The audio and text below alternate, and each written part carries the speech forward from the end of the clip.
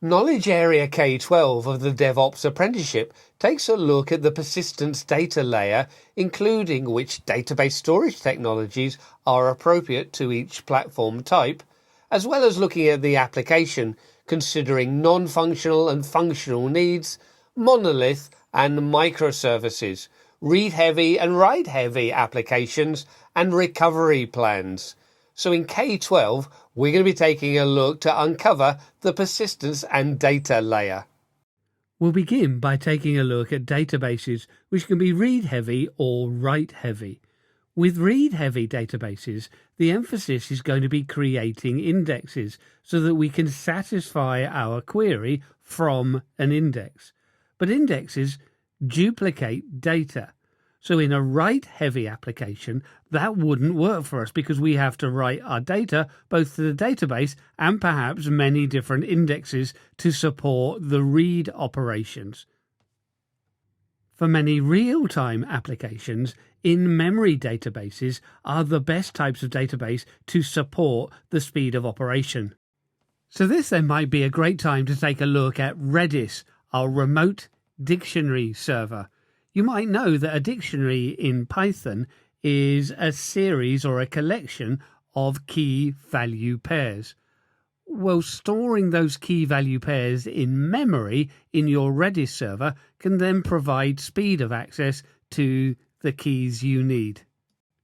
And we're working then on my Rocky Linux 9.4 system using hostname CTL. I think it's always good to start a demonstration so you know the operating system that we're working with.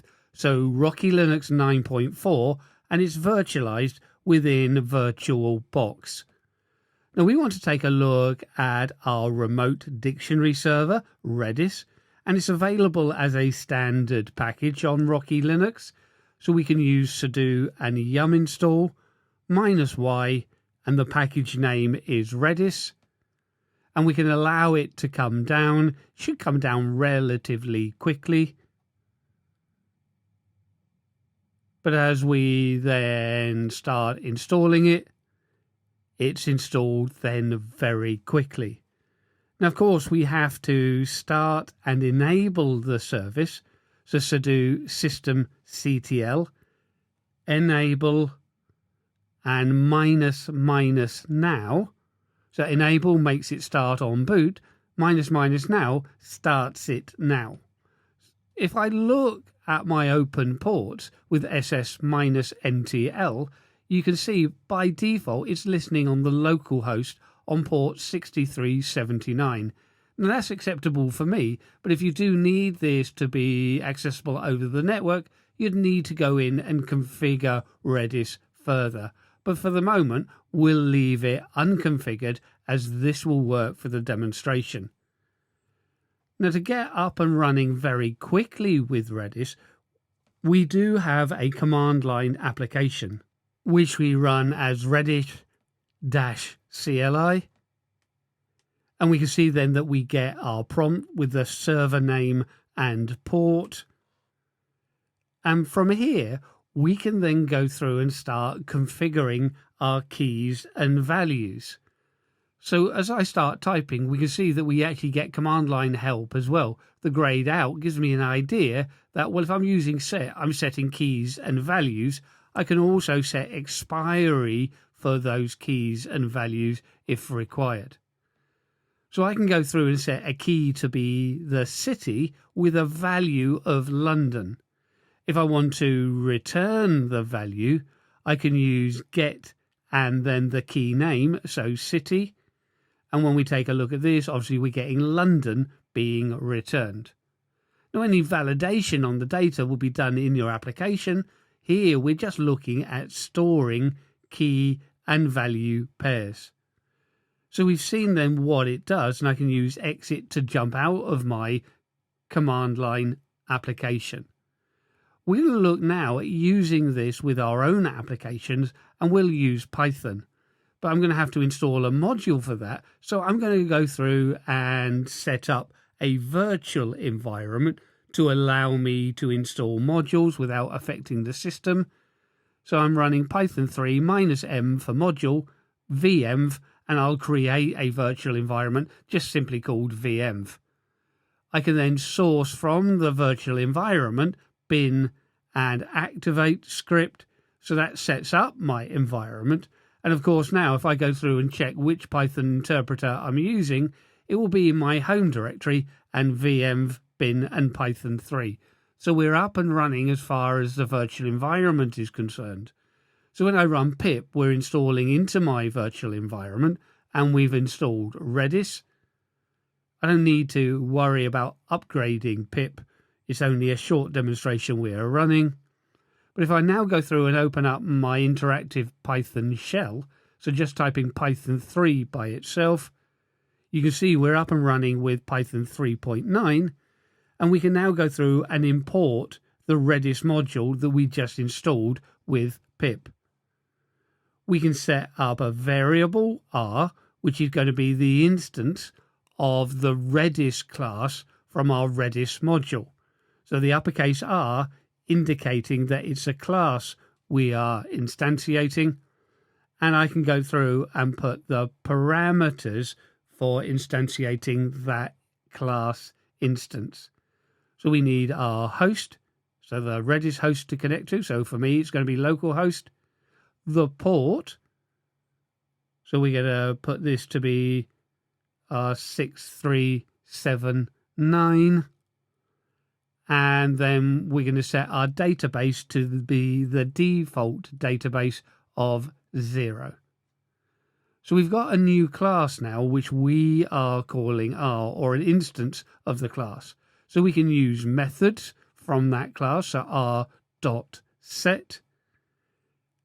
And inside of our method, we can then go through and start configuring our keys and values, just as we did before.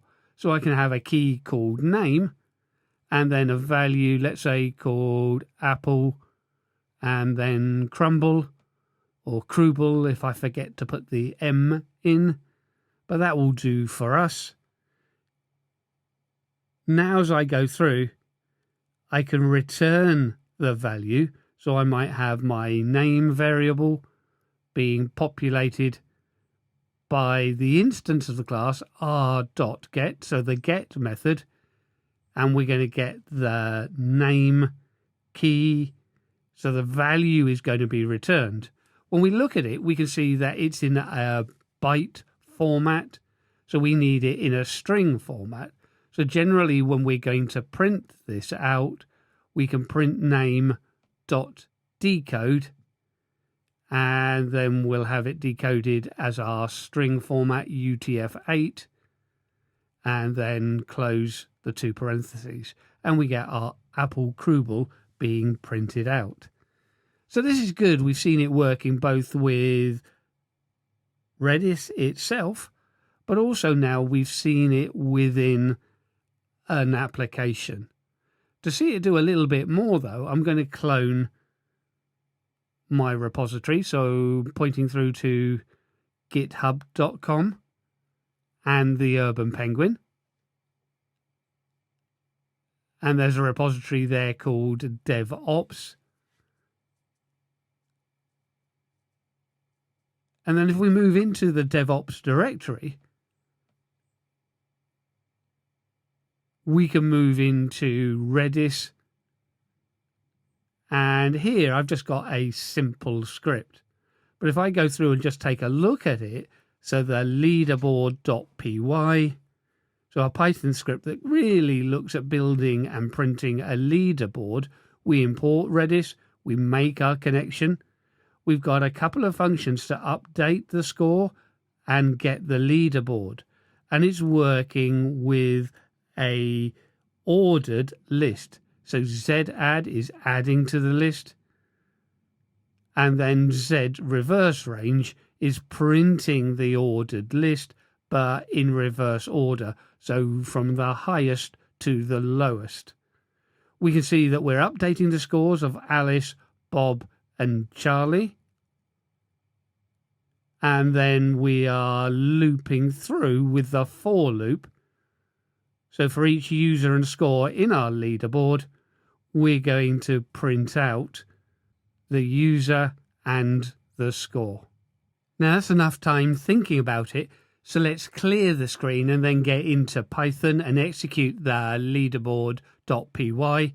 And you can see it prints out really quickly and easily. There's not that much in it, but there's nothing in the code to do the ordering. The ordering was done in Redis by itself within our ordered lists.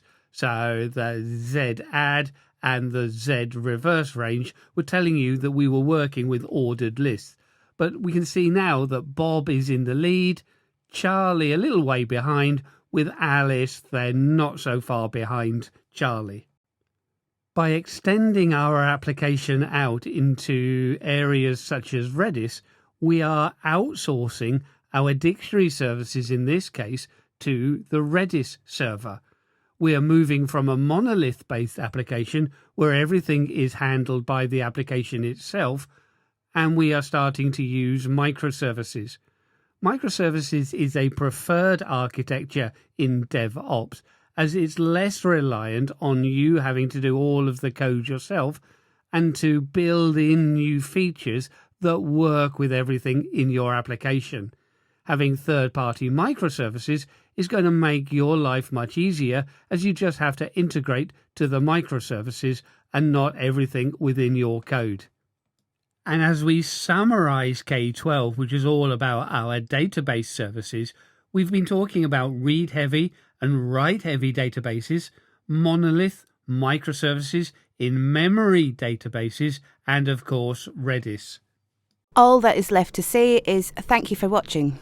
If you've enjoyed this, then you are probably sadder than I first thought. For more of this drivel, please subscribe, like and comment to @TheUrbanPenguin.